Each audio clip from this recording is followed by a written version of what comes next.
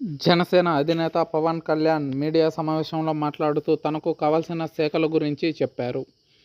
ఏపీలో ఘన విజయం సాధించిన తర్వాత ప్రభుత్వ ఏర్పాటుకు సంబంధించి అడుగులు వేగంగా పడుతున్నాయి.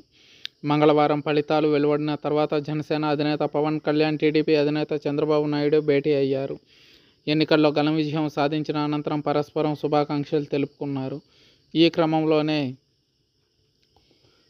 జనసేన అధినేత పవన్ కళ్యాణ్ ఇంటికి చంద్రబాబు చేరుకొని కొద్దిసేపు ముచ్చటించుకున్నారు.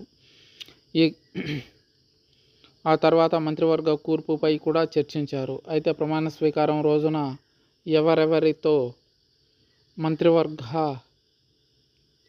మంత్రివర్గంలో మంత్రులుగా ప్రమాణ స్వీకారం చేయించాలి అన్న దానిపై కూడా చర్చలు జరిపారు. అయితే ఇవి ప్రాథమిక దశలోనే ఉన్నాయని, సుదీర్ఘ భేటీ తర్వాత ఒక కొలిక్కి వచ్చే అవకాశం ఉందని తెలుస్తుంది.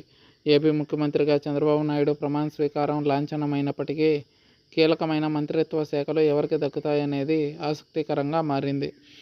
అయితే పవన్ కళ్యాణ్ తండ్రి కానిస్టేబుల్ కావడం, పలు సందర్భాల్లో తనకు పోలీసు వృత్తి అంటే ఇష్టం ఉందని పవన్ కళ్యాణ్ చెప్పడంతో ఆయన హోం మంత్రిత్వ శాఖ తీసుకుంటారని ప్రచారం జరిగింది. అయితే పవన్ కళ్యాణ్కు హోం మంత్రిత్వ శాఖ అంటే ఇష్టం లేదట. తనకు పర్యావరణ కాలుష్య నివారణపై పనిచేయాలని ఉందట. ఇదే విషయాన్ని పవన్ కళ్యాణ్ ఓ జాతీయ మీడియా ఛానల్తో పంచుకున్నారు. కాలుష్యం అనేది అత్యంత ప్రమాదకరమైంది. లంచాన్ని మించిన వైరస్ లాంటిది కాలుష్యం. అది మనిషి జీవితాన్ని నాశనం చేస్తుంది.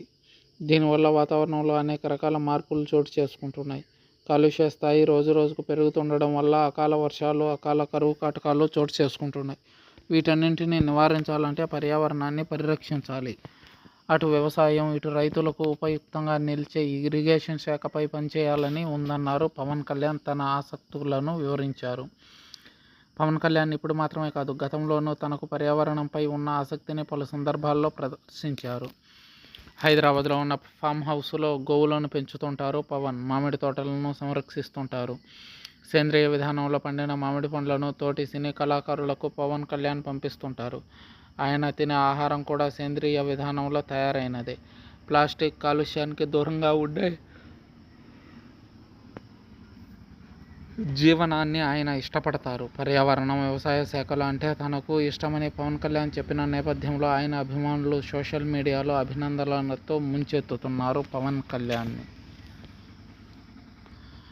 సమాజం మీద ఇంతటి దీర్ఘదృష్టి కలిగిన పవన్ కళ్యాణ్ని ఇప్పటివరకు వైఎస్ఆర్సీపీ నాయకులు విమర్శించడం అనేది హాస్యాస్పదంగా అనిపిస్తుంది.